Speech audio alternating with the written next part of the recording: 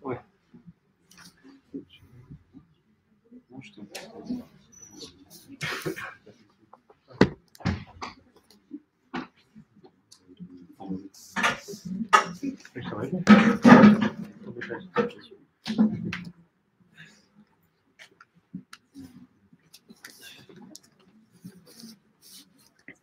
Shavua Tov et Boruchem Habayim à tous et à toutes. Merci de votre présence et merci de ceux qui nous ont aidés à organiser ce Pinchas Brahmi pour nous offrir cet endroit, cet accueil-là chaleureux. Notre ami Raphaël Benamou qui s'occupe de nous, les petits soins. On a déjà grossi au moins de 2 kilos avec lui. Oh Hachem. Et il est là avec nous. Oh Hachem, les gens qui suivent, qui organisent, qui veulent inviter, c'est bien. Les gens, ils se disputent pour inviter. Là, oh Hachem, il y a de l'éveil pour la Torah, et particulièrement la Torah de Rabbi Nachman. Ce que je peux vous dire, c'est que quand il y a 40 ans, on venait à Paris, c'était pas comme ça. Il fallait passer entre les tomates et les injures c'est pas du tout la même chose. Donc on voit qu'il y a de l'espoir et qu'on est en route pour la Géoula, Bezat Hashem. Ce qu'on demande, c'est que ça soit Berachamim, qu'on n'entende pas des choses comme on a vu ce Shabbat-là. Et Bezat Hashem, on va faire le shiur, les Ilou Nishmat, Robert Henri Reuven Ben Sion Maïcha, Yosef Yitzhak Ben Khalifa Goumara, Ruben Ben Nissim Messaoud Ben Chai. Est-ce qu'on peut ajouter que le arabe, pour mon père, c'est Ilou Nishmat, Eliaou Ben Simcha. Eliaou Ben Simcha. Et le papa, c'est comment? Eliaou Ben Yeshua. Yeshua Ben Simcha. Alors les 11 qui ont été assassinés Shabbat, c'est Joyce Feinberg, Richard Gottfried, Rose Malinger, Jerry Rabinovich, Cécile Rosenthal, David Rosenthal, Bernice Simon, Sylvain Simon, Daniel Stein, Melvin Max, Irving Junger. Et ce Rose Malinger, 97 ans, c'était quelqu'un qui a été sauvé d'Auschwitz. Sauvé d'Auschwitz et mort à la synagogue, assassiné Shabbat. Je ne comprends rien. Il faut Shlema pour Noah Chaya Batester et un petit garçon aussi, Ari Akiva Ben Shachar, c'est un petit garçon de 9 ans. Zrat Hashem, qu'on n'ait que des bonnes nouvelles et qu'on nous annonce au Shabbat prochain, qu'on nous annonce que Mashiach il est là. Pas que, on ne veut pas des fusillades, on ne veut rien. Rabbi Nachman il a dit Mashiach, il ne va pas tirer une seule balle de fusil. Mashiach il va venir rien qu'en douceur, c'est tout. Il y aura aucune violence. En attendant, on est loin dans la tête, ça peut se passer très rapidement, mais ce qu'on voit, c'est qu'il faut un changement radical. Ça peut se faire en quelques minutes, il faut qu'on ait le mérite. Alors, on est dans notre Torah 52. Comme je vous ai dit, on continue notre périple dans la Torah 52, puisque Rabbi Nachman nous a demandé d'aller avec une Torah, de vivre avec un de ses enseignements. Donc cette Torah, elle est basée sur l'Aïd-Bodedut, sur en fait le secret de la vie. Le secret de la vie, c'est d'éterniser notre vie. C'est ce que chacun cherche. Quand quelqu'un passe un beau moment, alors il aimerait l'éterniser. Des fois, il y a des facteurs comme ça dans la vie où on est au top du bien-être et de tous les sentiments, etc. On aimerait éterniser ces moments-là. Alors, Rabbi Nachman nous donne il nous donne la clé pour comment éterniser en fait notre passage sur Terre. Et c'est la seule chose qui va rester de nous, puisque si on veut s'inclure dans l'éternité, alors il faut, il faut travailler dans la vie, c'est-à-dire que nous-mêmes, le bien qui est en nous, il est éternel, il ne sera jamais détruit. Seulement, on n'a pas été envoyé ici pour uniquement que ce bien éternel, il retourne en haut comme il est venu. En fait, on est des agents de recyclage de tout ce qu'il y a dans le monde. Et tout ce qu'on est en contact avec, que ce soit par la pensée, par la parole, par l'action, tout ce qu'on vit dans ce monde, tout est à connecter. Tout ce qui vient vers nous, c'est pour connecter. C'est-à-dire, on ne vit aucune situation qui est une situation vaine. C'est-à-dire qu'il n'y a pas de, il n'y a pas de, comment on dit, qui compte pour beurre. Il n'y a rien qui compte pour rien.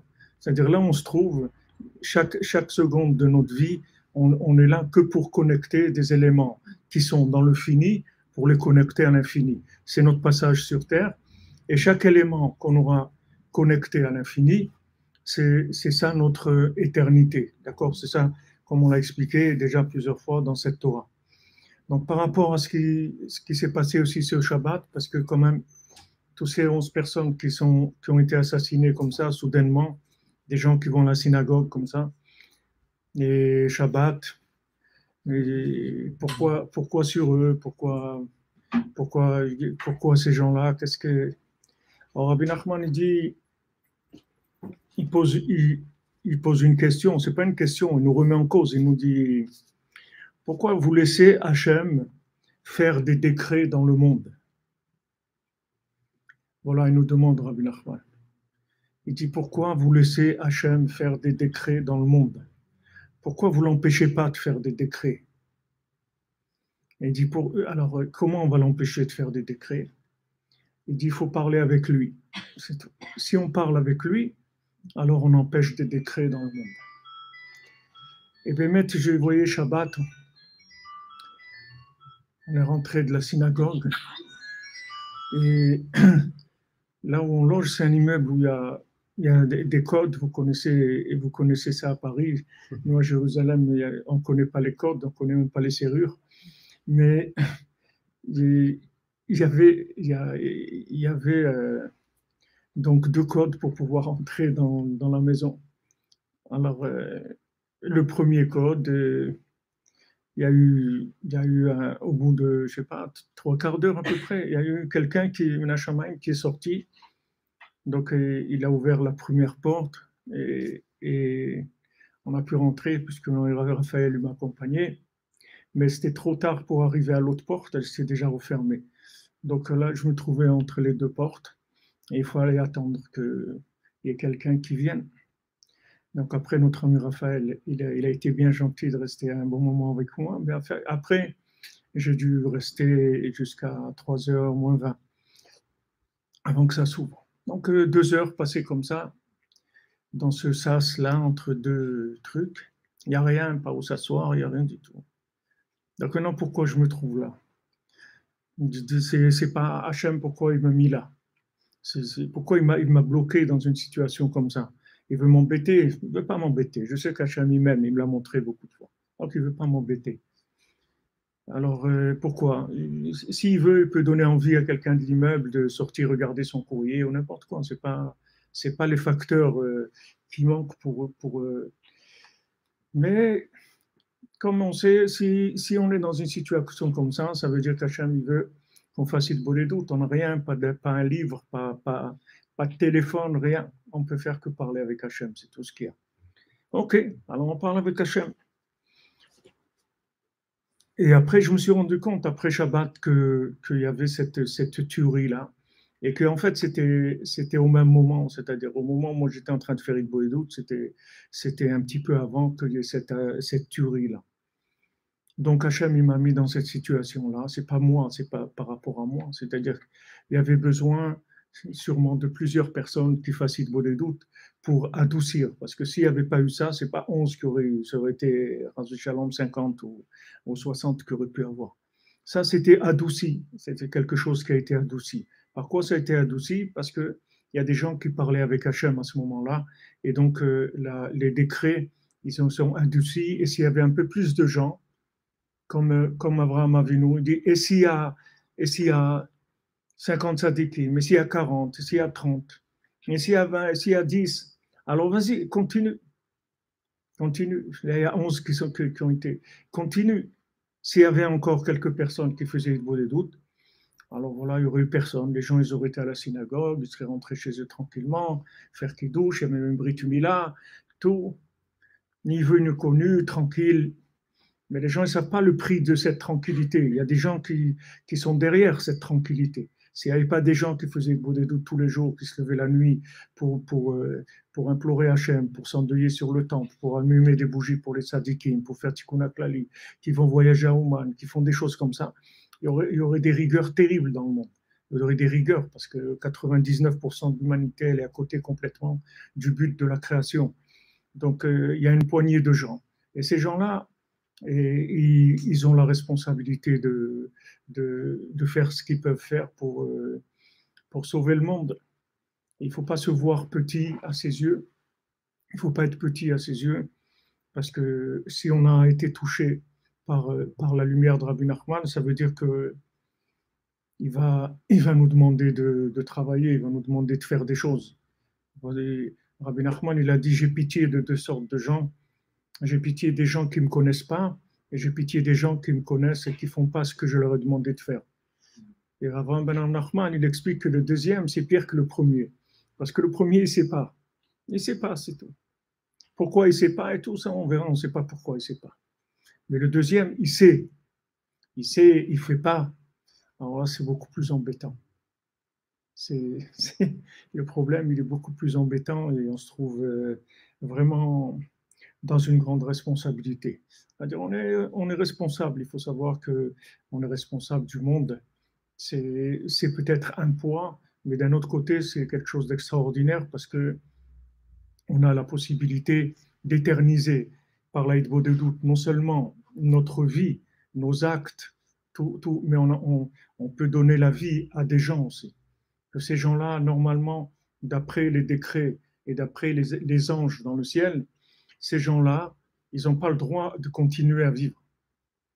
Parce qu'il y a une justice dans le ciel. Et ces gens-là, regardez, un monsieur ou une dame, je ne sais pas, de 94 ou 80, de 80, qui est sorti d'Auschwitz. Quelqu'un sorti d'Auschwitz et quoi, 60, combien, 70 ans après, où la personne, elle meurt assassinée parce qu'il est juif dans une synagogue. Ça veut dire qu'il n'y a rien qui a changé. C'est la même chose. Il n'y a pas de changement.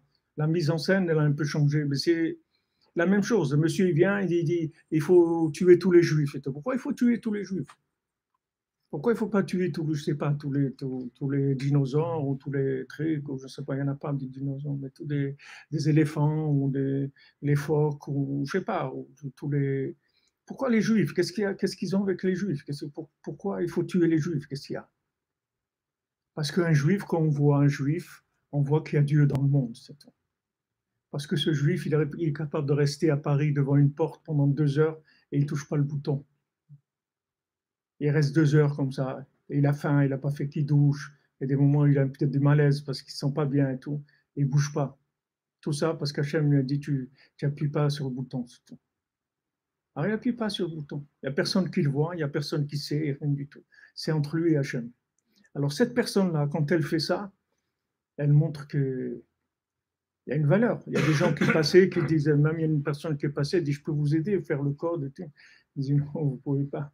Si vous avez besoin de rentrer dans l'immeuble, il dit, ah non, non, non, moi j'habite pas là, on ne peut rien faire. Vous ne pouvez pas vous faire le code pour moi, impossible.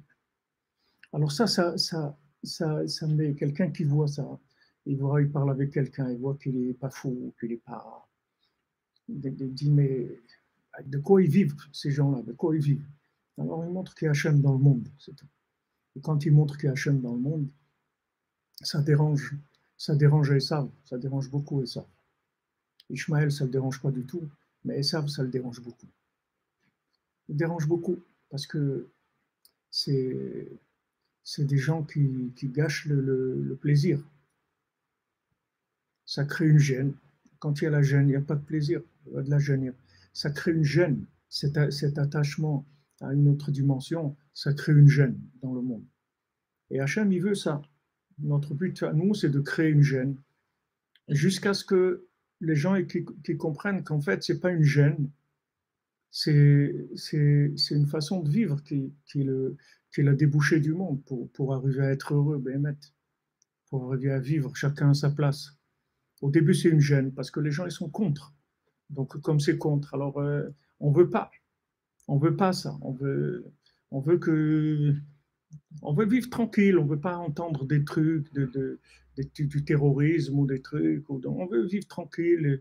Si on a envie de sortir ou d'aller en vacances et tout, on veut pas. À chaque fois qu'on doit prendre l'avion, regardez le temps que ça prend. Le temps que ça prend, vous devez passer la sécurité, encore la sécurité. Il y a des endroits à Londres, il faut enlever les chaussures et les trucs et ça. Et vous avez un petit truc et enlever la ceinture et les pièces et la montre et remet ça, le truc. C'est un ordinateur, il faut le sortir du sac. Les liquides, tu passes pas. Les trucs. Tout ça, ça frappe la tête des gens. Ça enlève le plaisir. Avant, la personne à l'arrivée comme ça à l'aéroport, ça y est, on s'envole vers l'inconnu dans le ciel, etc. Maintenant, avant que tu rentres là, tu reçois des coups avant de rentrer. Et ça, non, et ça pas, et ça, si, et ça pas. Et tu as un truc, on avait un tire-bouchon dans notre valise. Non, tu peux pas, il faut le jeter. Ok, qu'est-ce que je peux faire? C'est ça, tu rentres pas ça, tu fais pas ça. Tout ça, ça frappe dans la tête. Et ça, c'est dans le monde entier aujourd'hui. Dans le monde entier, vous ne pouvez pas prendre l'avion si vous ne passez pas des trucs qui vont vous embêter. Mais pourquoi Hachem fait ça? C'est des éveils de conscience.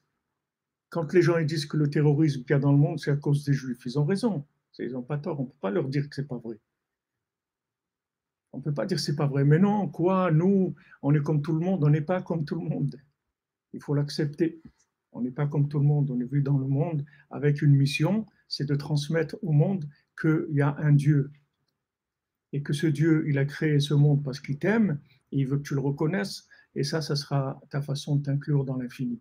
Maintenant, les détenteurs de ce message-là, c'est le Ham Israël. C'est eux qui sont spécialisés dans ce message. Il y a beaucoup de gens qui ont ce message, mais les gens qui sont spécialisés là-dedans et qui ont le secret de la communication, du lien entre le spirituel et le matériel, c'est le Ham Israël. Il y a beaucoup de gens qui parlent de Dieu dans le monde, mais c'est pas complètement fusionné entre la matière et le spirituel. C'est-à-dire les gens qui sont spirituels, ils sont spirituels. Les gens qui sont matériels, ils sont matériels. Mais des gens qui sont entièrement spirituels et entièrement matériels en même temps, ça c'est le Ham Israël. Hachem, il a donné ça au Ham Israël. Donc le Ham Israël, il a un message à transmettre au monde. Il faut prendre ses responsabilités et il faut faire ce qu'on a à faire.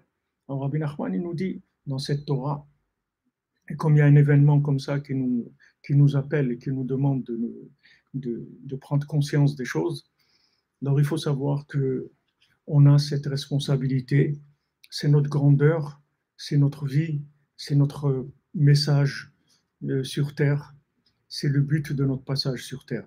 On n'a rien d'autre à faire que ça. On n'a rien d'autre à faire dans le monde que ça. Sachez-le qu'on n'a pas un autre travail.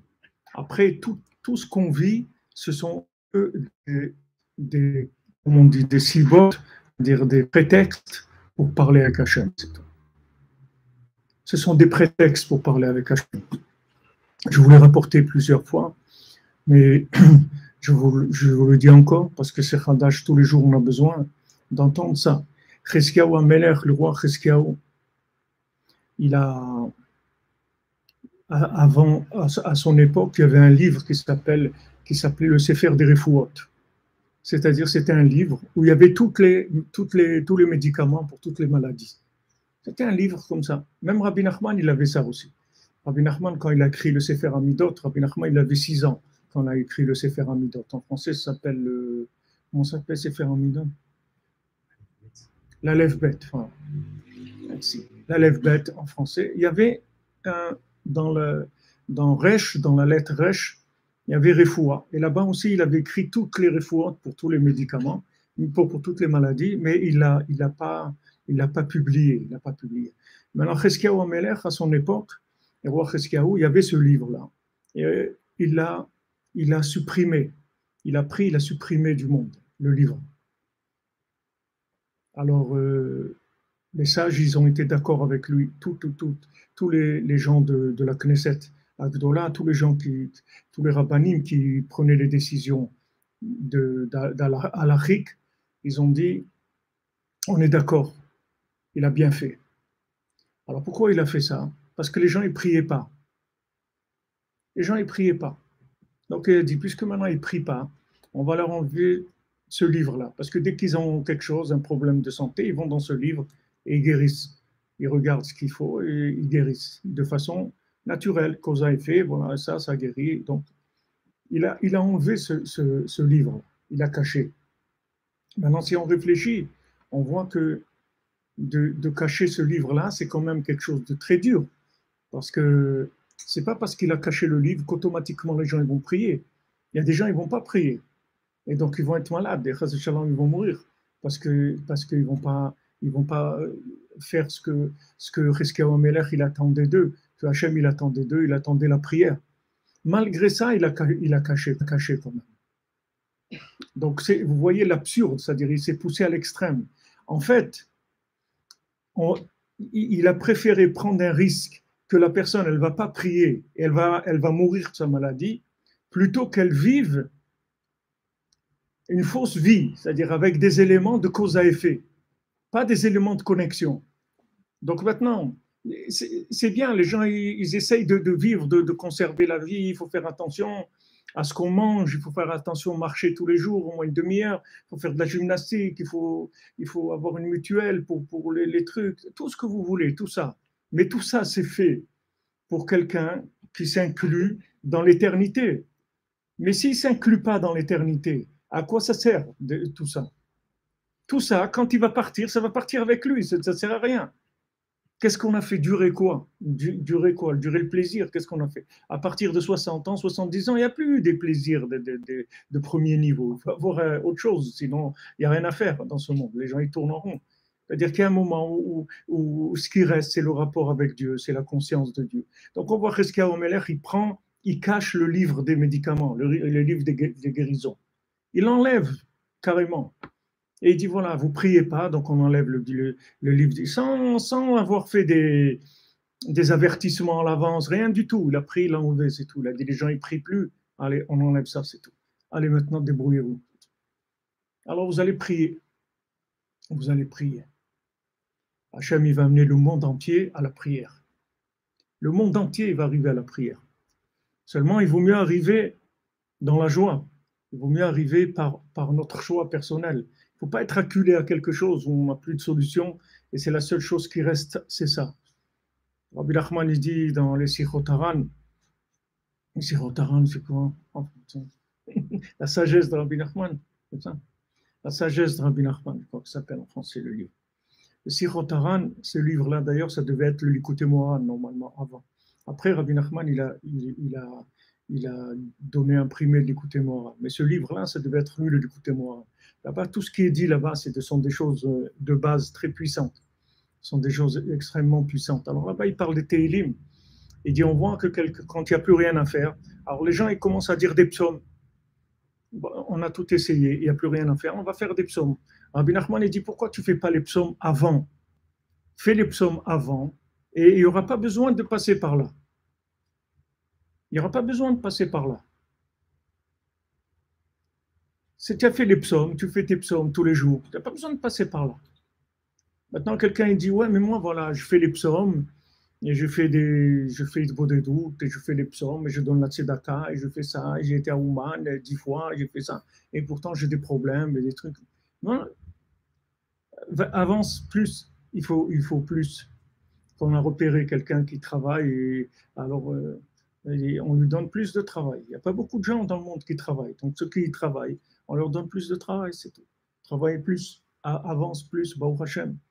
Tu verras un moment ce que tu vas récolter de tout ça, de tout ce que tu as fait comme Idbodedou, quand on va te montrer quand on va te montrer à un moment qu'est-ce que tu as fait, alors tu vas dire un grand waouh il va vraiment, ça va être un cri de waouh très très très grand. Et comme Rabbi Nachman dit, la seule chose que tu vas regretter, c'est que tu n'as pas fait plus, c'est tout. C'est la seule chose que tu vas regretter. C'est la seule chose. Mais quand tu vas voir qu'est-ce que tu as permis dans le monde, combien de gens t'as permis de vivre, d'exister, de naître, de se marier, de guérir, ou de ne pas tomber malade, ou d'être sauvé d'accidents, de tout ça. Uniquement avec ça. Si Rabbi Nachman dit, vous pouvez être tranquille. Si Rabbi Nachman dit, quand tu parles avec Hachem, tu enlèves des décrets sur le monde, vous pouvez être tranquille. Ce n'est pas des paroles de morale, ou c'est pas peut-être. Quand Rabbi Nachman dit quelque chose, il a dit, moi, Gamar Tivegmo, moi quand je dis quelque chose, c'est terminé. Il n'y a rien à dire après ça. Ça, si je vous dis ça, ça veut dire que Béhémet, avec ça, vous allez tout réparer. Seulement, il faut commencer, il faut s'y mettre.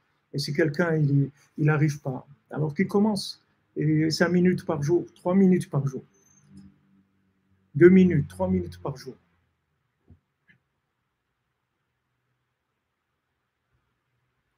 Mais il faut commencer, il faut s'y mettre.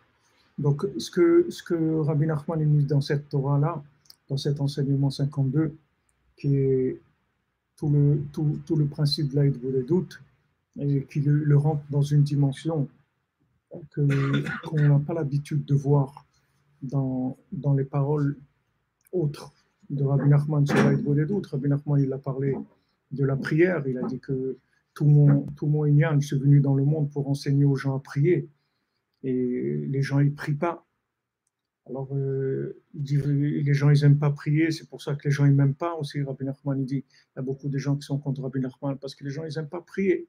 Alors, c'est sûr qu'ils ne sont pas tellement d'accord avec ce que Rabbi Nachman il dit que baser tout sur la prière, c'est difficile.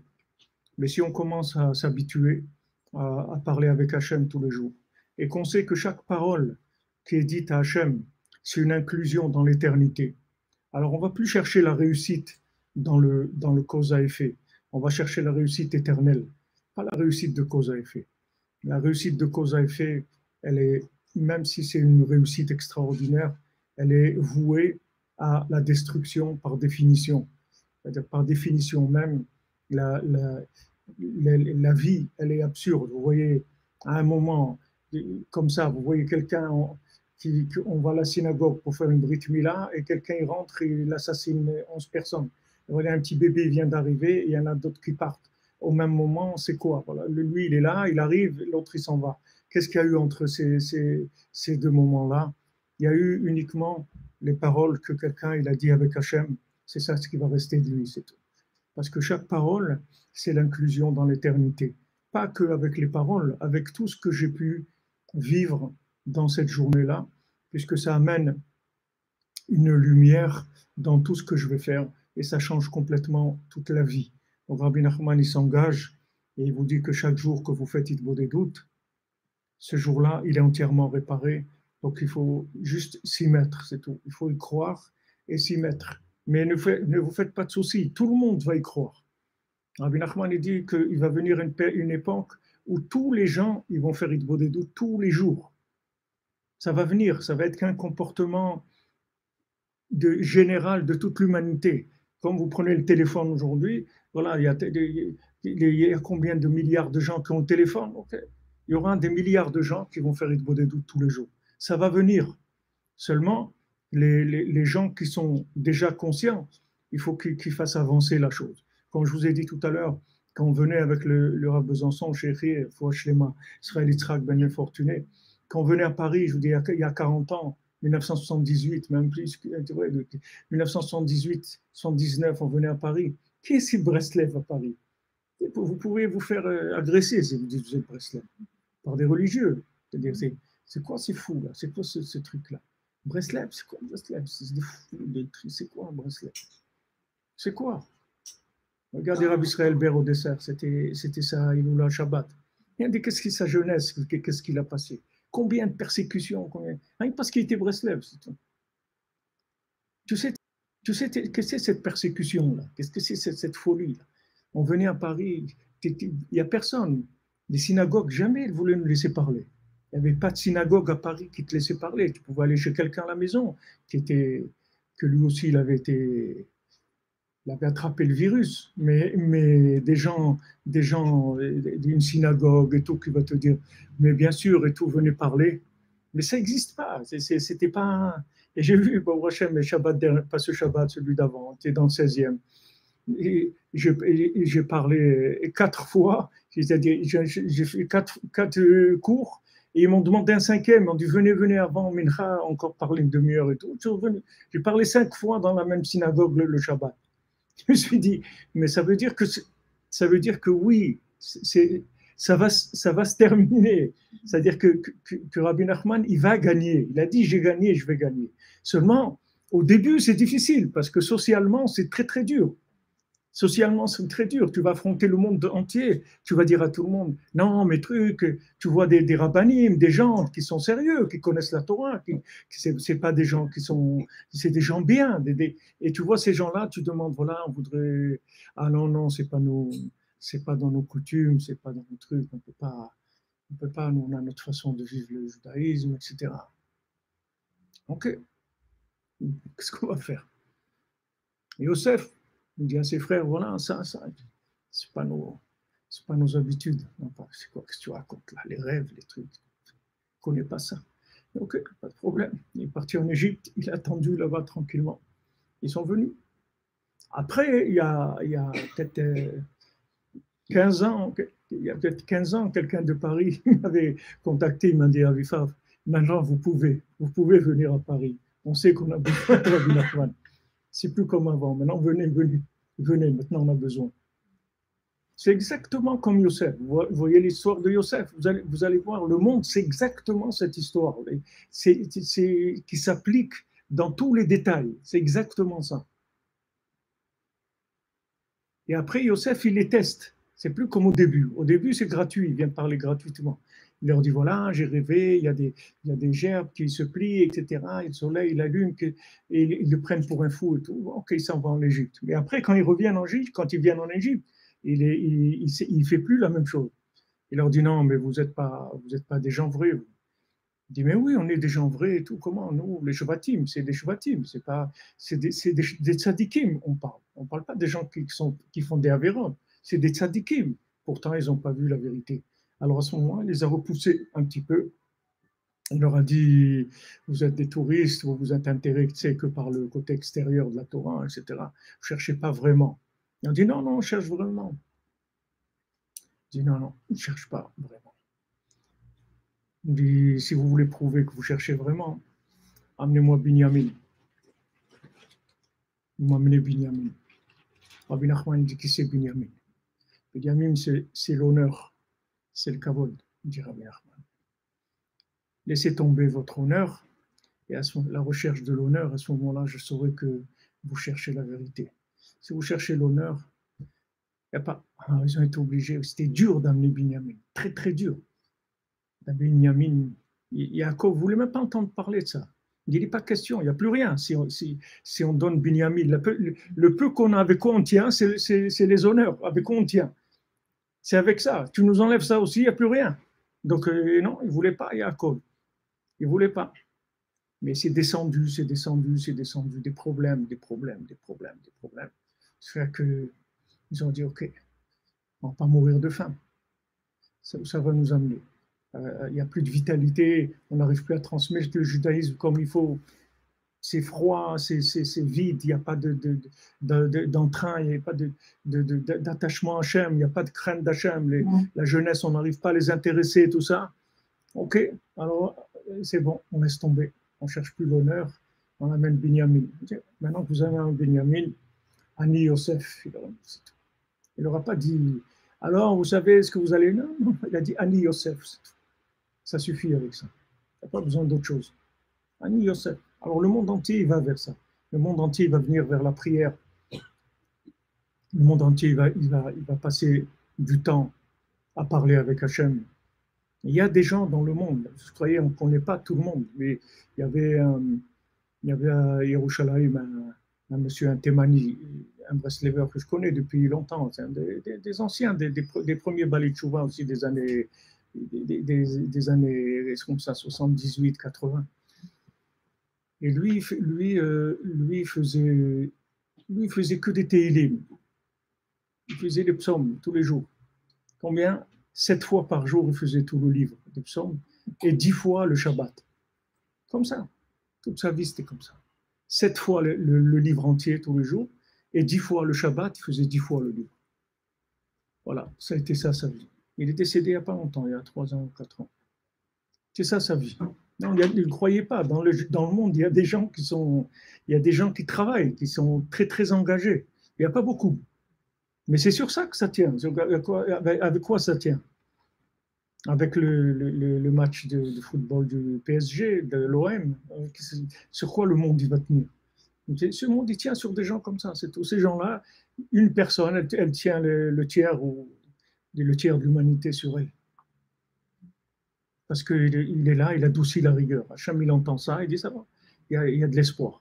Alors, Baruch Hachem, on voit aujourd'hui, dans le même endroit, je vous dis ici, à Paris, il y a 40 ans, quand on venait ici, je vous dis, on était presque excommuniés.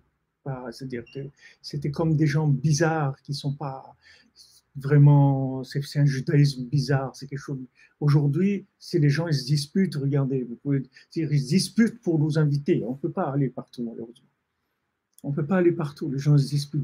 D'où ça vient, ça? Ça vient que, bon, la lumière, elle avance, elle avance, elle avance. Et donc, on est dans la bonne direction. Mais si on participe, ça va aller plus vite. Si on ça va, Rabbi Nachman a dit, j'ai fini déjà. Donc, il n'y a pas de risque que ça ne va pas se finir bien. Ça va se finir bien. Mais si on participe, ça va aller plus vite et on va avoir des parts, des actions dans cette fin-là. C'est tout. Donc, la Géoula, elle dépend de ça, de l'aïd-bodoudout de chacun et de la diffusion aussi des paroles de Rabbi Nachman, puisque Rabbi Nachman, il donne l'énergie pour faire l'aïd-bodoudout.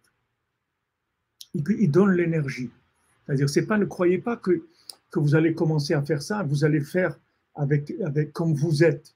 Parce que si vous croyez que vous allez faire ça comme vous êtes là, maintenant, vous n'allez jamais arriver. Mais quand vous allez commencer à faire, vous allez recevoir la force de le faire. Il faut juste un petit peu de courage. C'est comme Eretz Israël. Les gens, ils se voient faire la Aliyah, ils croient qu'ils font copier-coller, ils coupent de Paris 19e et ils collent Jérusalem, Baka. Ils collent le même. Alors, ils croient que comme il est ici, alors il va être là-bas. Donc, il raisonne avec les paramètres d'ici. Mais ce n'est pas comme ça. La vie, ce n'est pas comme ça. La vie, c'est que quand on avance, on devient l'homme de la situation. La situation, elle fait de nous l'individu. Et si on croit maintenant qu'on va être marié, on va s'engager dans le judaïsme, on va se convertir, on va faire le doute, on va se lever la nuit et tout. On va le faire avec nous comme on est aujourd'hui. Moi, je fais rien. Tu peux rien faire dans ta vie. Tu peux rien faire. Si tu crois que c'est avec cette énergie-là que tu vas faire la prochaine étape, tu fais rien. Il faut que tu ouvres. Il faut que tu saches que maintenant, tu es à tel moment de ta vie, avec les choix que tu as fait, tu reçois l'énergie pour ça. Maintenant, tu avances, on te fournit l'énergie. Et plus tu vas avancer, et plus on va te fournir d'énergie. Et en général, Hachem, il donne plus d'énergie que ce qu'on a besoin. Il donne encore plus. Parce que Hachem, il veut aussi finir. Hachem, il veut que ça se finisse en beauté. Il veut que tout le monde revienne. Il veut même que tout le monde revienne. Donc, dès qu'il voit quelqu'un qui est intéressé au développement des éléments qui vont mener la Géoula, il lui fournit les éléments. Donc, il ne faut pas avoir peur. Quand vous avez quelque chose que vous voulez faire dans votre vie, il faut le faire. Les gens, ils veulent se marier. Ils disent, ouais, mais il faut qu'on ait une situation, il faut qu'on ait ça, il faut qu'on ait ça. Il n'y a rien qu'il faut pour se marier. Il faut un homme et une femme qui ont envie de fonder un foyer avec Hachem, et c'est tout. Et on avance, c'est tout. Il n'y a pas besoin d'autre chose. Pas besoin d'autre chose. Rav Chaikin, à la Vachalom, à la Yeshiva, quand il y avait quelqu'un qui venait, il demandait à Rav Chaikin, voilà, on m'a présenté une fille, ou on m'a présenté un garçon, et je ne sais pas, alors Rav Chaikin disait Shabbat, il veut faire? Oui. La cache-route, oui. La loi de pureté familiale, oui. Mazal Tov. tout le reste, il ne parlait pas, le reste, ça n'existait même pas. Il y a ça, c'est bon, on y va, c'est tout, il n'y a pas de... Et après, tu reçois. Tout le monde sait ça. Ma grand-mère à la Shalom, elle nous disait toujours ça. Et après, ben, je l'ai vu que Rabbeinu il dit ça. Mais ma grand-mère nous disait quand il était petit, elle disait, chaque enfant qui vient, il amène son pain sous son bras. Elle dit, ne crois pas qu'un enfant que tu amènes au monde, c'est toi qui vas le nourrir. Lui, il vient avec son manger. Ne crois pas que tu vas travailler plus pour lui ou que tu vas avoir des problèmes de parnassa pour lui. Comment tu vas faire? Maintenant, on est 3 dans le foyer ou 5 ou 8. Il vient avec son kit complet. Il n'a pas besoin de toi.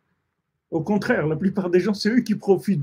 Ils mangent le pain de l'enfant. C'est le contraire. C'est le contraire. C'est pas le. Une fois, il y avait un Rav Bouskila, la Shalom, il nous racontait. Il me dit que une fois, il a demandé à un Rav, il devait prendre une assurance vie. Alors, il dit, je ne sais pas si je prends l'assurance vie ou je donne l'argent à la Tzedaka. J'ai une somme, je ne sais pas combien ça coûte l'assurance vie. Il dit, je ne sais pas si je dois faire l'assurance vie ou donner l'argent à la Tzedaka. Alors, le Rav, il lui a dit comme ça, il dit, regarde, toi, maintenant, tu n'es pas quelqu'un de tellement reluisant. Alors maintenant, tu as une femme et des enfants. Maintenant, on te laisse parce que tu t'occupes de ta femme et de tes enfants. Mais s'ils ont l'assurance vie, ils n'ont plus besoin de toi, tu risques de partir très rapidement. Donc reste tranquille, ne fais pas l'assurance vie. Ça peut être l'assurance vie pour les autres, mais pas pour toi. Ça peut être le contraire pour toi. Donc prends des assurances qui sont des vraies assurances, pas des assurances comme ça. Ça, c'est des assurances dangereuses. Tu veux t'assurer de quoi? Assurance, la meilleure assurance, c'est d'aider les autres. Si tu veux rester ici, si tu veux rester dans ce monde, tu veux être en bonne santé, tu veux être joyeux, c'est d'aider les autres. Avec ça, tu t'assures ta vie. Parce que tu deviens quelqu'un qui aide les autres à vivre. Donc maintenant, dans le ciel, on cherche des fournisseurs comme ça. On les cherche dans tous les domaines, que ce soit dans la Torah, dans la Tfila. La Gemara, elle dit, il y avait 2 Tanaïm. Il a donné 20 ans de sa vie pour enseigner la Torah. Et l'autre, non. Ah ben celui qui a donné 20 ans de sa vie pour enseigner la Torah, il a vécu 20 ans juste plus que l'autre. C'est-à-dire toutes les années qu'il a données pour enseigner la Torah, on lui a rajouté. Parce que ça, ce n'était pas sa vie. Il a donné pour les autres, ok. Maintenant, il a sa vie, il a le droit de vivre pour lui aussi. Alors, on lui a rajouté les années pour qu'il puisse compléter sa vie personnelle aussi. Donc, on ne perd pas. Quand vous faites Hitbo des doutes, vous perdez. Ne croyez pas que c'est une perte de temps. Rabbi Nachman, il dit, le Yetzer Hara, il va te laisser faire tout ce que tu veux comme mitzvot. Tout, il va te laisser faire, tout. Étudier, faire de la tzedaka, bikur cholim, aller rendre visite à ta belle-mère, ce que tu veux, il va te laisser faire. Mais ça, quand tu vas vouloir commencer ça, là tu vas avoir des problèmes. Là, il va te prendre des trucs, il n'y a pas le temps, il n'y a pas eu. C'est pour ça que Rabbi Nachman, il nous conseille, après, dans cet enseignement, de faire Hitbo des doutes la nuit. Parce que c'est là où il y a le moins d'afraot, c'est là où on nous dérange le moins, c'est-à-dire au milieu de la nuit, à tous les niveaux, à un niveau matériel déjà, qu'il n'y a pas des gens... C'est vrai que des fois, des gens, ils appellent à minuit ou 1h du matin, des fois, des gens, ils téléphonent à minuit, 1h du matin. Tu regardes, tu as vu l'heure qu'il est. Et, je ne sais pas, des fois, des gens comme ça, ils ne se rendent pas compte, ils croient qu'on est au-dessus du temps, qu'à minuit, 1h, téléphoner. Je m'excuse, je voulais vous demander pour Ouman, vous avez vu l'heure qu'il est? Ah oui, excusez-moi, je vous ai dérangé. Mais il y a des gens, ils ne se rendent pas compte de l'heure. Mais la plupart des gens, ils ne vont pas vous déranger à minuit ou 1h du matin, ou 2h du matin, ou 3h. Regardez le jeudi soir, on a fait le cours là, à 2h du matin. Il n'y a pas l'air, il est tranquille, il n'y a personne qui dérange à ce moment-là. Donc Rabbi Nachman, il conseille de faire ça dans la nuit, de manière à ce qu'on soit sûr de l'avoir fait déjà, et qu'on prépare notre journée à venir. Comme on dit que la femme virtueuse, qu'elle est elle se lève quand il fait encore nuit, elle prépare la nourriture pour sa maison. C'est-à-dire, elle se lève quand il fait encore nuit, elle prépare tout ce qu'il y a préparé pour la maison, comme on voit pour Rachel et Léa aussi, que c'est vrai que le but c'est Rachel, c'est-à-dire de faire la Torah, de faire la halacha, d'être shomer Shabbat, de faire toutes les mitzvot selon la halacha. C'est là où Rabbi Nachman il veut nous amener Et c'est le but de tous nos passages sur Terre, de faire toute notre vie d'après les lois de la Torah. Mais c'est Léa qui donne l'accès à Rachel. On ne peut pas aller directement à Rachel. Même Yaakov Avinu, Rabbi Nachman dit, s'est trompé. Il aurait dû prendre d'abord Léa, parce que Léa représente la prière. Et avec la prière, il va avoir la force de pouvoir faire la Torah. Mais il faut de la prière. S'il n'y a pas de connexion à Hachem, la Torah, elle devient très sèche, très sèche et très difficile à faire.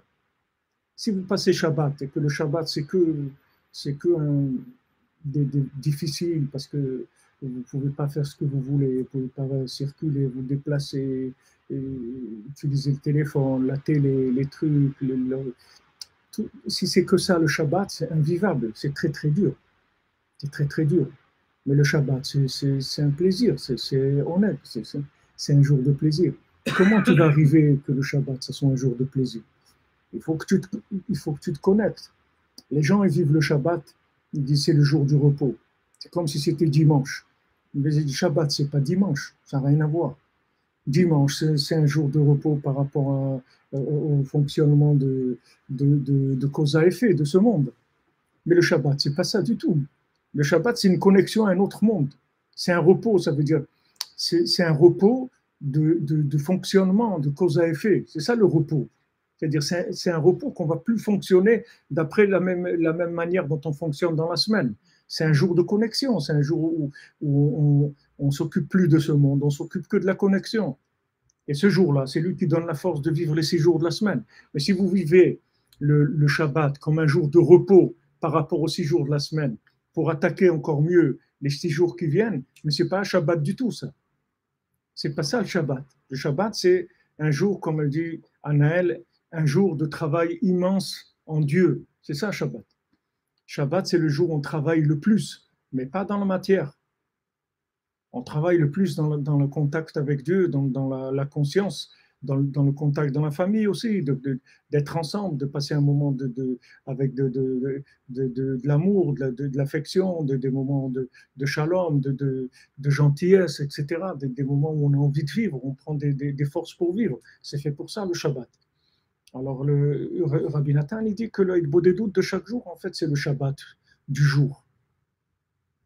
C'est un moment où on n'est pas là. Et c'est comme ça qu'on va être le plus là. Parce que tout ce qui vient dans la semaine, ça vient du Shabbat. Toute la bénédiction de la semaine, elle vient du Shabbat. Le Shabbat, il amène la bénédiction. Le Shabbat, il amène la santé, la refoua, il amène tout. C'est pour ça qu'on n'a même pas, Shabbat, on ne peut même pas faire Miché Bérard pour un malade comme on fait dans la semaine.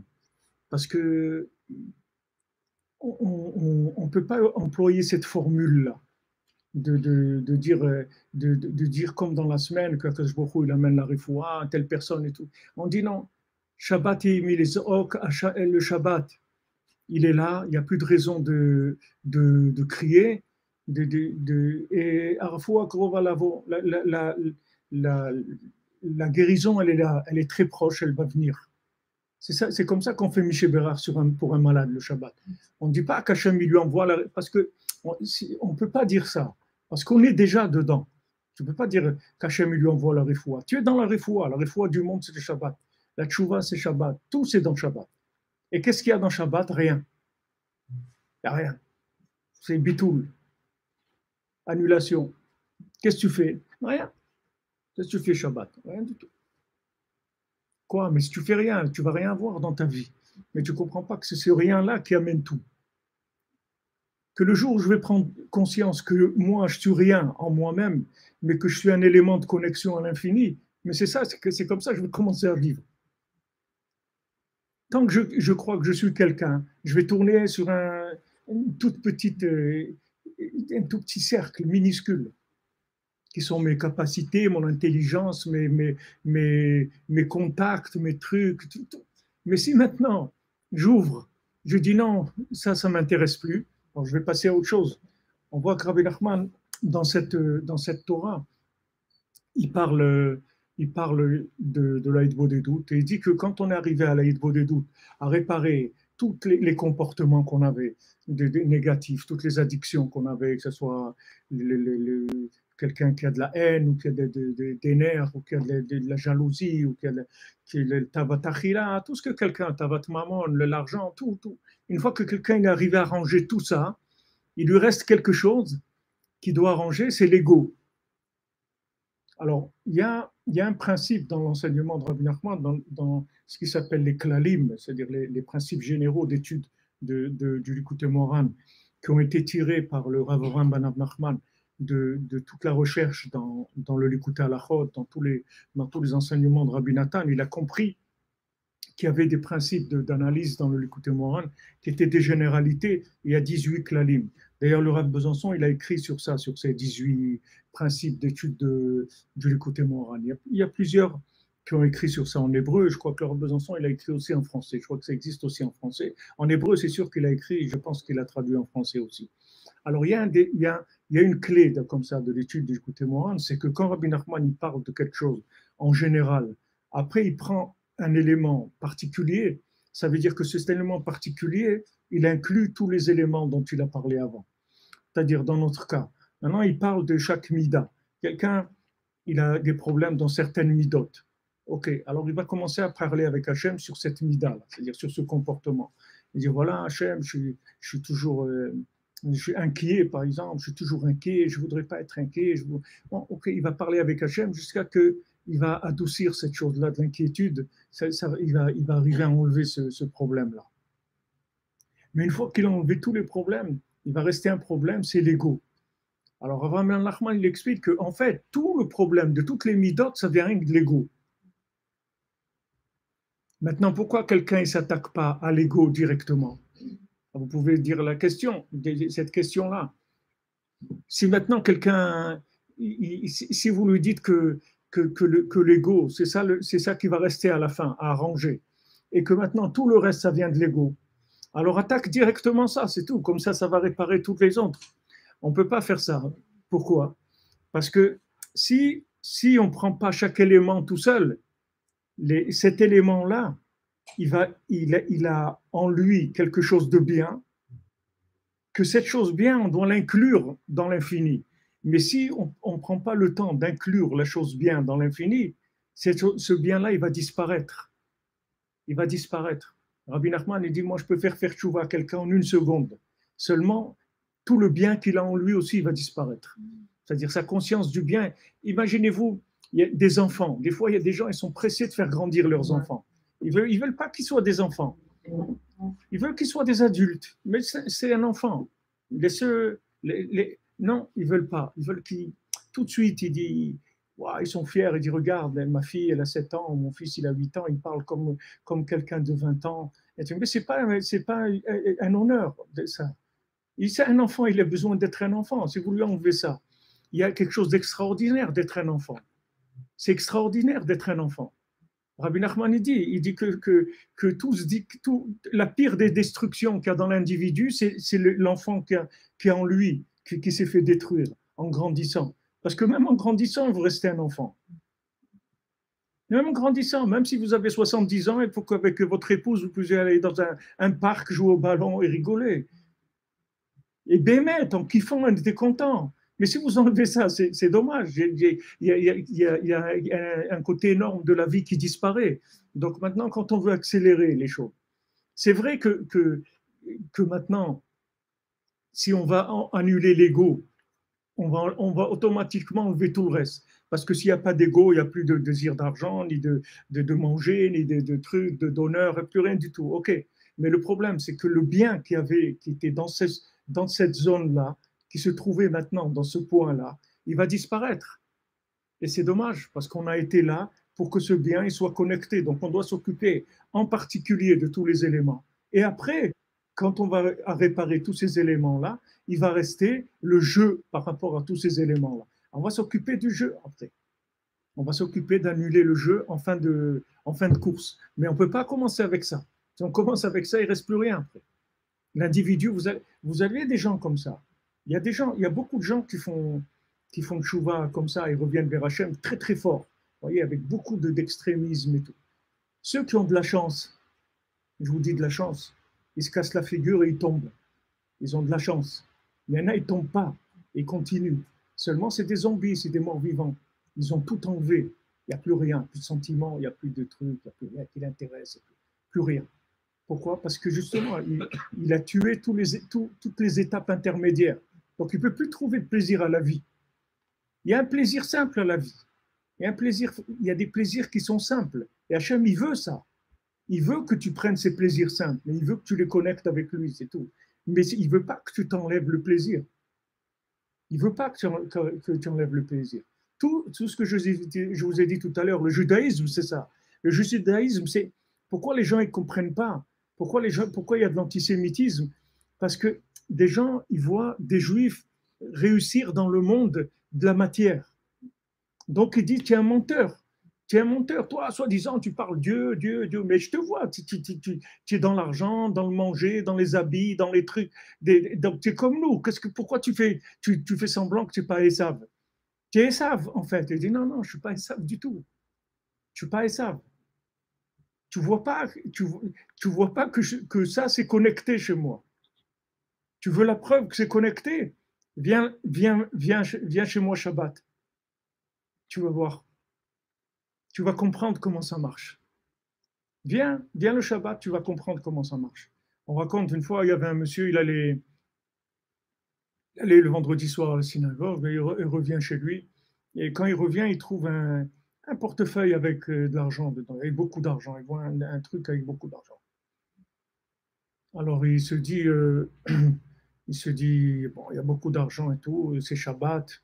Bon, j'ai le droit avec mon pied de pousser le portefeuille doucement dans un buisson sur le côté. Je viendrai le chercher après Shabbat, tout ça. Il dit, ouais, mais ça, il commence à réfléchir. Après, il s'arrête, il dit, Hachem, si tu veux m'envoyer de l'argent, on m'envoie clair, pas comme ça. Ça ne m'intéresse pas. Il s'en va, il laisse le portefeuille. Vous comprenez? Parce que c'est à toi ou c'est pas à toi? C'est à toi, tu vas l'avoir, c'est tout. C'est pas à toi, tu l'auras pas. Même si tu le mets dans ta poche, tu l'auras pas.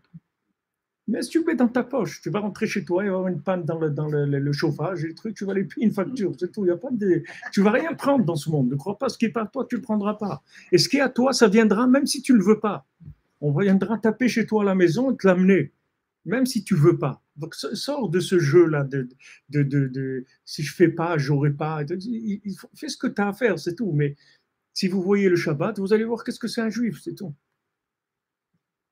Vous allez voir ce que c'est un juif. Ou bien quand il y a des jours où il ne faut pas faire Atisha B'Av, où on ne fait pas des affaires et tout, vous allez voir. Venez, proposez-lui une affaire, vous allez voir. Il ne va pas le faire. Mais tu peux gagner, etc. Fais pas. Donc, si tu vois cet angle-là, tu vas comprendre que ces gens-là, ils sont ambivalents. Il ne faut pas regarder le côté matériel. Tu vas voir qu'il y a un côté qui est complètement extraterrestre, qui n'a rien à voir avec la matière. Et c'est pour ça qu'on peut transmettre la parole divine. Parce qu'on a ce côté-là qui est entièrement dans la matière. Donc on ne peut pas nous dire, ouais, mais toi, tu as la Torah, mais tu planes, tu es inconsciente, tu ne sais pas ce que c'est la vie, tu ne connais rien. Tu t'es retiré du monde, tu vis dans une bulle. Non, on ne vit pas dans une bulle. On travaille, on fait ce qu'il y a à faire, et tout en règle comme il faut. Mais on a du Shabbat. On a l'Aïd Bodedou tous les jours. Et avec ça, c'est vrai qu'on sort du monde complètement. C'est vrai. C'est un voyage interplanétaire. On a une fois par semaine et tous les jours, ceux qui ont le mérite, ils sortent de ce monde pendant ce moment-là. Mais sachez que cette sortie-là, c'est elle qui bénit tout le reste. C'est le contraire. C'est-à-dire, Esav, lui, il vous dit, tu bosses. Et c'est dommage le dimanche, il va demander une autorisation pour ouvrir le magasin le dimanche, parce que c'est une perte. Le dimanche, il y a des gens, ils n'ont rien à faire. Si on ouvre des magasins, ils vont venir dépenser de l'argent. Donc, s'ils n'ouvrent pas le dimanche, c'est une perte d'argent. Mais comme le repos, quand même, c'est quelque chose dont l'État a peur, si les gens ils se reposent pas. C'est pas parce qu'ils vous aiment, c'est parce qu'il a peur que vous tombez malade, que ça coûte plus cher la sécu après. Ne croyez pas que c'est parce qu'il vous aime. Il ne vous aime pas du tout, il n'a rien à faire de vous ni de votre vie. Seulement, il a peur qu'après, la sécu, ça coûte trop cher. Et il voit que si quelqu'un se repose une fois par semaine, alors d'abord les parents, les enfants, ils font des sorties et tout. Ça fait moins de dégâts au point de vue banditisme, etc. Et les gens, ça renouvelle leurs énergies. Mais le but de Esav, c'est de travailler au maximum et d'arriver donc à réussir dans ce côté-là de cause à effet. Et le but de Yaakov, c'est le contraire. C'est que tout ce que je touche dans ce monde, il faut que ça soit connecté. Parce que si ce n'est pas connecté, ça ne vaut rien. Donc, moi, d'abord, je mets en place la connexion. Une fois que j'ai mis en place la connexion, je commence à faire maintenant des actions dans ma vie. Je travaille, j'ai ma famille, j'ai tout, mais c'est au-dessus de tout. C'est-à-dire la discussion, le moment que je prends, que je consacre à Hachem, ce moment-là, il est au-dessus de toutes les mitzvot, de tout ce que je peux faire. Parce que c'est pour ça que Shabbat, c'est défini comme ça. Le Shabbat, c'est au-dessus de tout. C'est au-dessus de tout. Un juif, il se définit par Shomer Shabbat. C'est comme ça qu'on définit un juif. Parce que, qu'est-ce que c'est dire Shomer Shabbat? Ça veut dire qu'il est capable de se déconnecter de ce monde. Donc, s'il est capable de se déconnecter de ce monde, ça veut dire qu'on peut y aller avec lui. On peut faire des affaires avec lui. Parce qu'il est déconnecté. Cette déconnexion, d'abord, ça va faire quelqu'un d'honnête dans sa semaine. Il peut être honnête parce qu'il a l'habitude de lâcher. Comme il a l'habitude de lâcher, même dans la semaine, il peut lâcher. Celui qui ne lâche pas, c'est très, très dur pour lui de lâcher.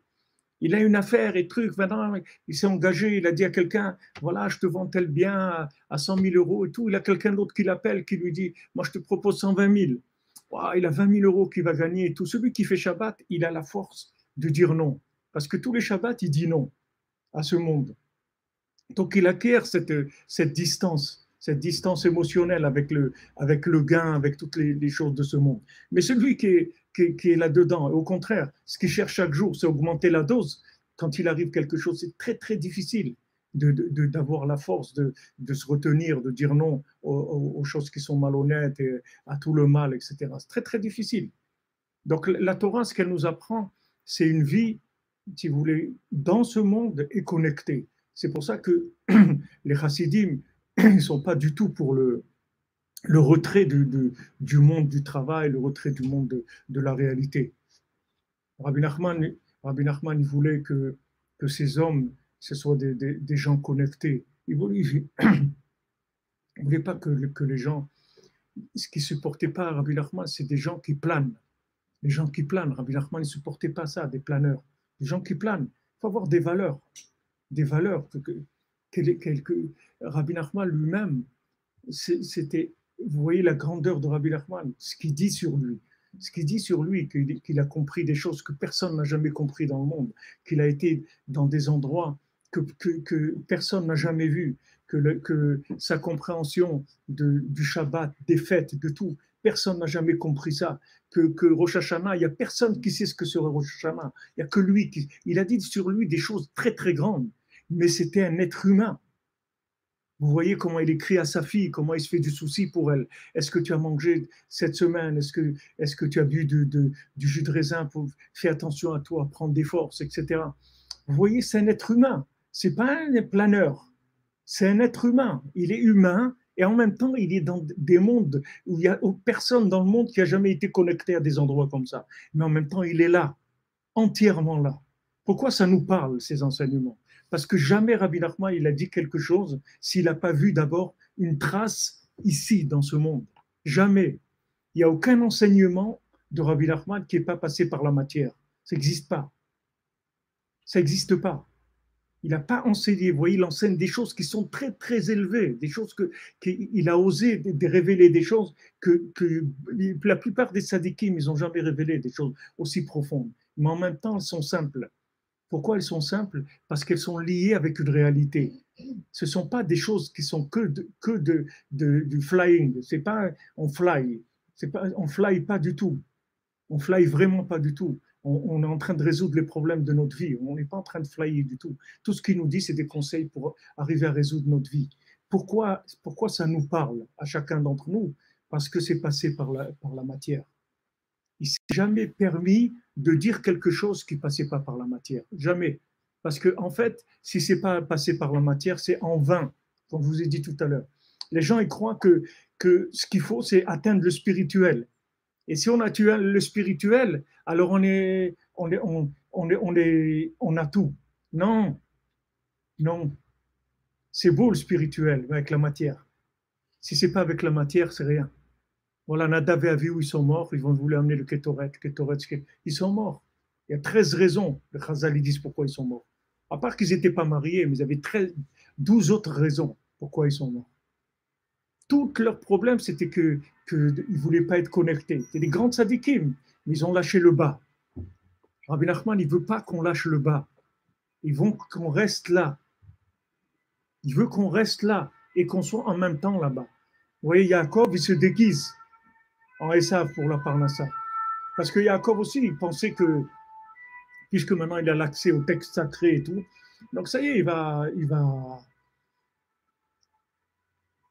le monde entier, il va travailler pour lui, parce que Esav, il va travailler pour lui et tout, et lui, il va rien faire. Mais c'était pas comme ça. C'était pas comme ça. Rivka, elle a vu que s'il fait ça, Esav, il veut le tuer, Esav, il va pas l'aider, du tout. Donc, elle lui a dit, tu vas te déguiser en Esav, tu vas aller prendre les bénédictions de la matière, parce qu'il faut que tu sois dans la matière aussi. Tu vas être aussi dans la matière, dans le concret. Tu vas être le concret. Il y a des centres, Kabbalah Center, vous allez apprendre la Kabbalah et tout. Mais Rabbi Nachman, il dit, il faut apprendre la halacha. Rabbi Nachman ne dit pas d'apprendre la Kabbalah. Rabbi Nachman, il dit, apprends la halacha. La halacha. Le kitsour, tu te lèves le matin, comment je fais la bénédiction sur ça, est-ce que j'ai le droit de faire ça, c'est comme ça. Ah, ça, parce que la halakha, c'est les pieds, c'est la chambre halicha, c'est-à-dire, c'est pour marcher, c'est tout. C'est pour marcher, la halakha, c'est les pieds de la Torah. Mais c'est le but de tout, c'est le point de départ et le but, c'est de connecter. Si tu ne fais pas la halakha, tu ne peux rien connecter. Tu ne peux rien connecter si tu ne fais pas la halakha. C'est comme si tu as un appareil et il est super et tout, juste il y a un truc, c'est qu'il n'y a pas de prise pour le brancher, c'est tout. Mais il marche très bien, mais il ne marche pas du tout, il ne sert à rien s'il n'y a pas de prise. Si ce n'est pas connecté, ça ne sert à rien. Mais si maintenant tu as été tellement dans la connexion que dans la réalité il n'y a plus rien, alors il n'y a rien non plus. C'est un équilibre entre ces deux éléments-là. Et ces deux éléments, ils nous suivent tout le temps.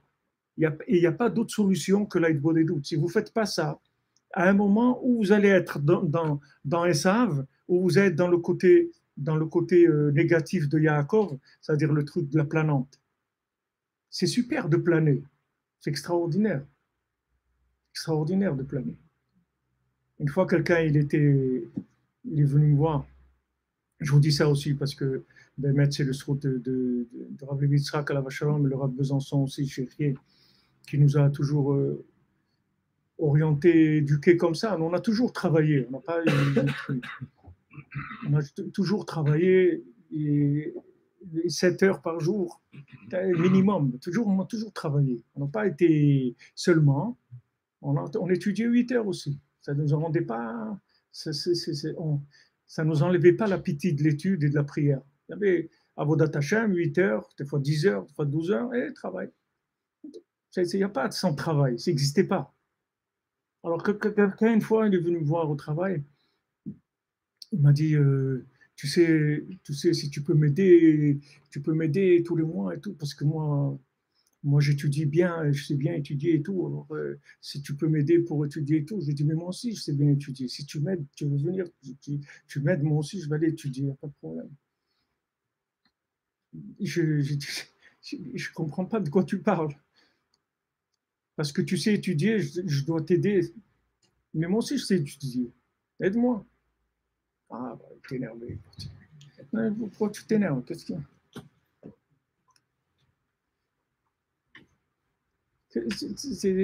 Tu veux faire quoi? Après, tu vas planer. Si tu fais ça, tu te déconnectes de la réalité. Tu vas être un planeur. Et si tu planes, tu ne connectes plus les éléments. Puisque les éléments, ils n'ont plus de valeur à tes yeux. Qu'est-ce que tu vas connecter? Tu ne reconnais plus rien dans le monde quand tu planes.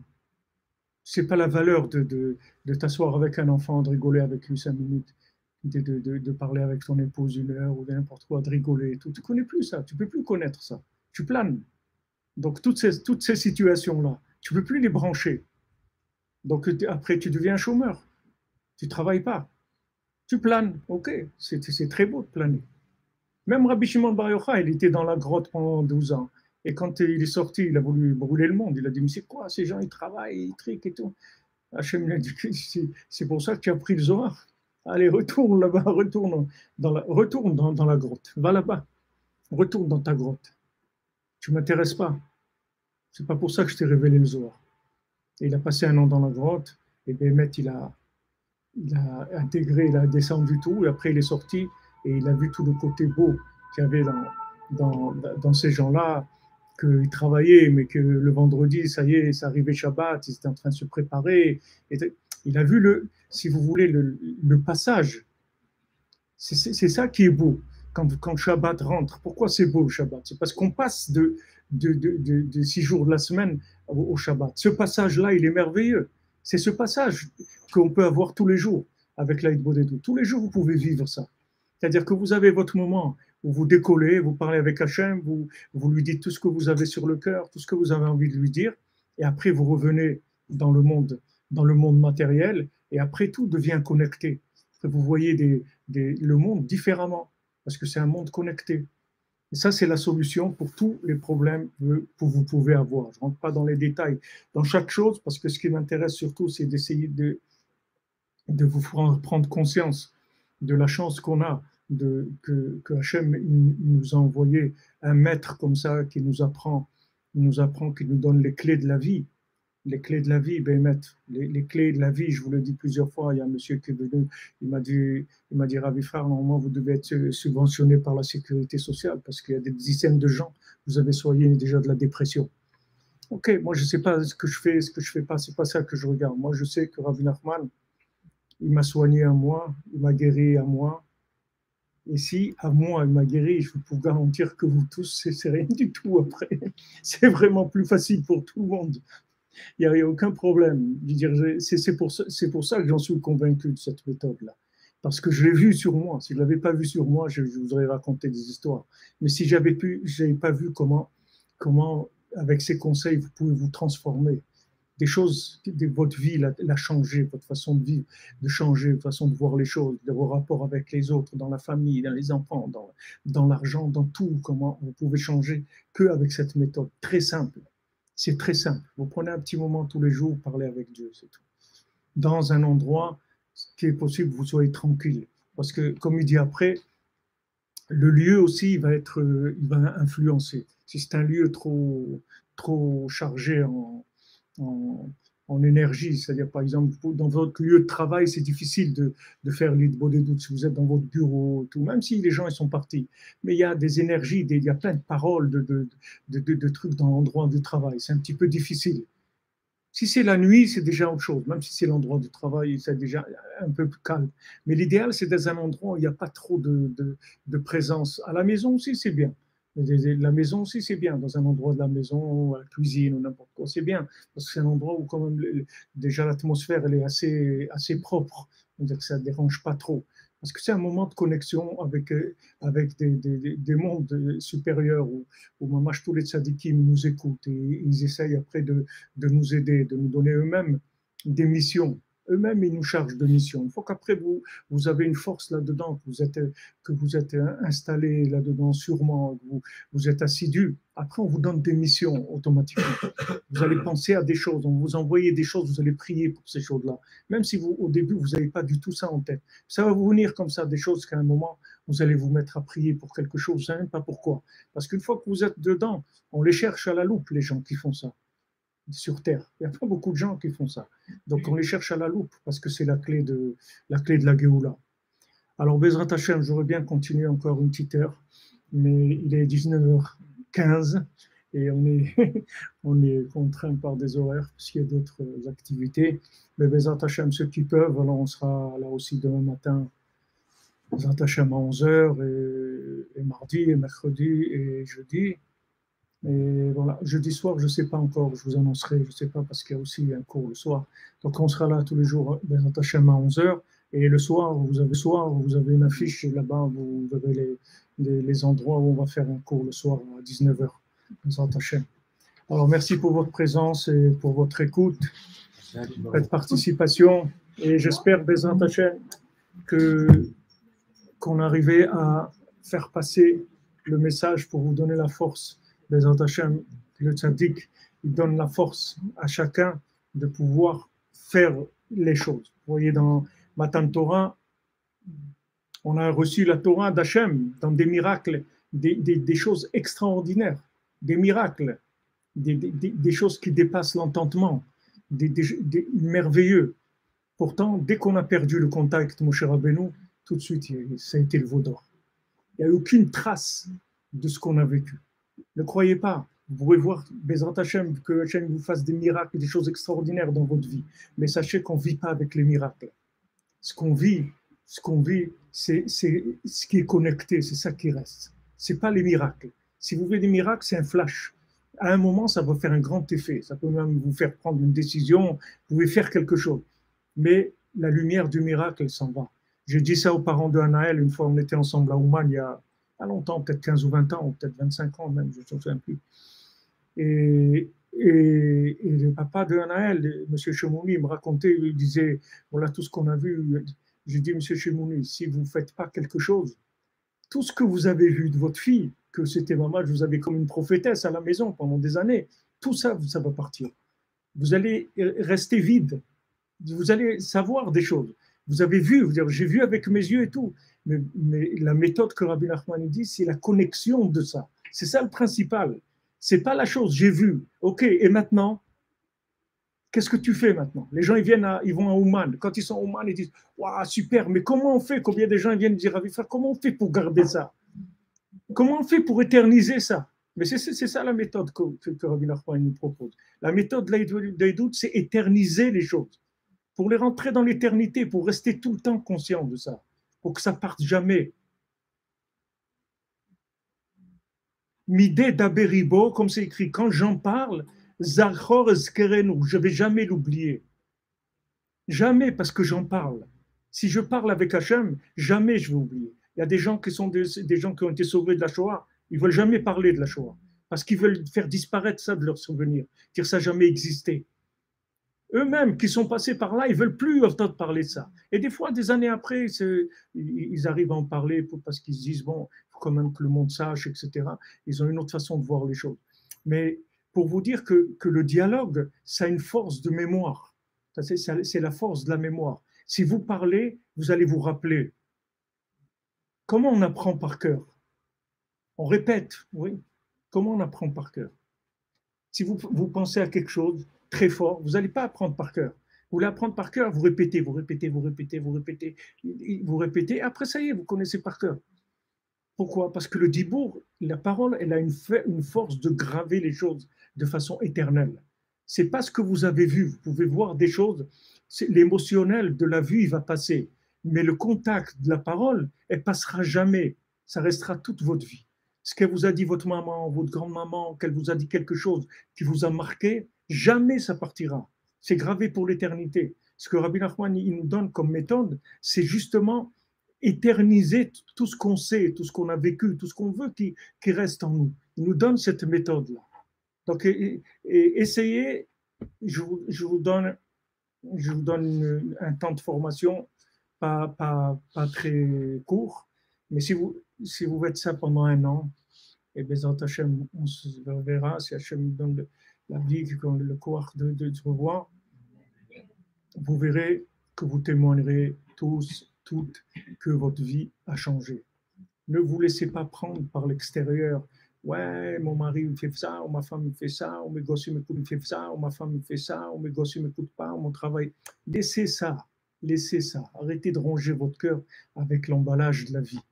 Laissez tomber ça. Occupez-vous de ce qui va éterniser votre vie. Que vous faites du souci pour le travail, ou pour votre chambaït, ou pour l'éducation de vos enfants, ça ne va rien aider votre souci. Il n'y a jamais quelqu'un qui était très soucieux et que ça a amené à Géoula parce qu'il s'est fait beaucoup de soucis, ça lui a jamais amené la solution. Au contraire, le souci, ça éloigne la solution. Prenez la méthode, laissez tomber le souci, les trucs de penser à ça toute la journée, penser à ça. Laissez tomber. Vous êtes marié avec quelqu'un, Hachem, il veut que ce soit lui. Vous allez voir que si vous faites ça, cette personne-là, elle va devenir extraordinaire. Ça va devenir extraordinaire. Vous allez changer toute la vision des choses. Toute la personne, vous allez la changer. Avec la prière, vous pouvez changer un Ben Adam. Une personne, vous pouvez la changer. Elle, non seulement agir sur vous, mais sur l'autre aussi, vous pouvez agir. Vos enfants, votre parnassa, monter en Eretz Israël, tout. Rabbi Nachman dit, Eretz Israël, c'est rien qu'avec la tuila. Si tu pries pas, tu peux pas aller en Eretz Israël. Et si tu es pas en Eretz Israël, c'est pas que tu pries pas assez. Alors quelqu'un dit, mais moi j'ai pas envie. Ok, t'as pas envie. Mais si tu as envie, ne crois pas que c'est avec que tu vas faire des voyages comme on dit, de reconnaissance, là, des voyages d'études. C'est pas avec ça que tu vas aller en Israël. C'est pas des voyages d'études. Faites des voyages d'Idbodedut. Vous avez ici la tombe de Rabbeinu Tam à Rambrucht. Là-bas, vous avez 80 balais Tosfot qui sont enterrés là-bas. Toute la yeshiva de Rashi et tout, ils sont tous enterrés là-bas. Allez le dimanche là-bas, allez prier là-bas, demandez ce que vous voulez, vous allez voir, vous aurez des nissim, des endroits des tzadikim. C'est des endroits et des tzadikim extraordinaires qui sont là. Rashi, il a fait un travail extraordinaire. Moshe Rabbeinu, il est venu là-bas. À Rambrucht, il est descendu, Moshe Rabbeinu. Rabbeinu Tam, il avait parlé avec Moshe Rabbeinu là-bas. Moshe Rabbeinu, il était à Rambrucht. C'est des endroits très élevés, des tombes des tzadikim, des endroits très élevés. Vous pouvez demander. Mais s'il n'y a pas de prière, une fois quelqu'un il parlait avec Rabbi Nachman, je vais rallonger un petit peu, tu m'excuses. Tu déduis sur le pourcentage. Une fois, il y avait deux élèves qui parlaient avec Rabbi Nachman d'Eretz Israël. Alors, un, il demandait à Rabbi Nachman comment on fait pour avoir le mérite d'aller en Eretz Israël. Alors, l'autre, il dit, allez, qu'est-ce que tu de trucs avec tes histoires là et tout. Ah, tiens, tu prends un billet, tu vas en Eretz Israël, tu dis un truc, mérite, allez, bouge-toi et vas-y, c'est tout. Alors, Rabbi Nachman, après, il a dit, celui qui a dit comment on fait pour arriver en Eretz Israël, celui-là, il va arriver. Celui qui a dit on achète un billet, on y va, il n'ira jamais en Eretz Israël. Et ça a été comme ça. Celui qui dit, moi, j'achète le billet, j'y vais, que tu crois que c'est que j'achète les billets, je vais faire des études, je vais devenir ça, je vais faire ça. Non. Si on ne te donne pas les accès, tu restes dehors. Voilà, tu as l'ordinateur, tu as le téléphone, allez, ils ne te donnent pas les accès, tu peux tourner en rond toute la journée. Tu vas rien trouver du tout. Et une fois aussi, j'ai vécu la même chose avec Sleva une fois. Un vendredi soir, j'étais en train de, comme ici, qu'on ne peut pas porter le Shabbat, donc j'étais en train de chercher dans mes poches. La Rafa dit qu'il faut chercher pour voir si on n'a pas des trucs. Alors, je cherchais dans les poches et je ne sais pas avec qui je parlais. Et il dit qu'on a le mérite, Bézant Hachem, de ne pas porter Shabbat. Et je cherchais comme ça. Hachem, je n'ai rien trouvé. Alors il y avait quelqu'un à côté de moi. Il dit, mais c'est quoi ces trucs-là des Breslev, le mérite de ne pas porter et tout. Tu cherches dans tes poches, c'est tout, que tu le mérite de ne pas porter. Donc, tu n'as rien dit. On est sorti. Ce monsieur-là, il avait quelque chose dans sa poche. Il a fait 20 mètres, il a dû s'arrêter pour le poser sur un mur. Et il a fait chercher dans ses poches, mais il n'a pas trouvé. Il a mis les mains dans ses poches, mais il n'a pas trouvé ce qui est dans ses poches. Donc, c'est pas, même matériellement, je veux dire, vous croyez que même des choses simples, vous ne pouvez pas y arriver. Si Hachem ne vous donne pas, c'est écrit dans les Sfarim, même ce que vous voyez, chaque fois que vous voyez quelque chose, il faut qu'on vous donne l'autorisation de le voir, sinon vous ne le voyez pas. Tout ce que vous voyez, c'est avec une autorisation du ciel. Chaque cliché que vous prenez, chaque image, je ne sais pas s'il y a 30 images secondes ou 60, chaque image, il y a une autorisation pour voir, sinon vous ne voyez pas. D'un côté comme dans un autre, que ce soit ce qui est bien ou ce qui n'est pas bien aussi. Donc voilà, on a fait une petite rallonge de 10 minutes. Bezrat Hashem, Be'atzlacha, Shavua Tov, c'est des bonnes nouvelles. C'était Kaddish. Oui, faites Kaddish.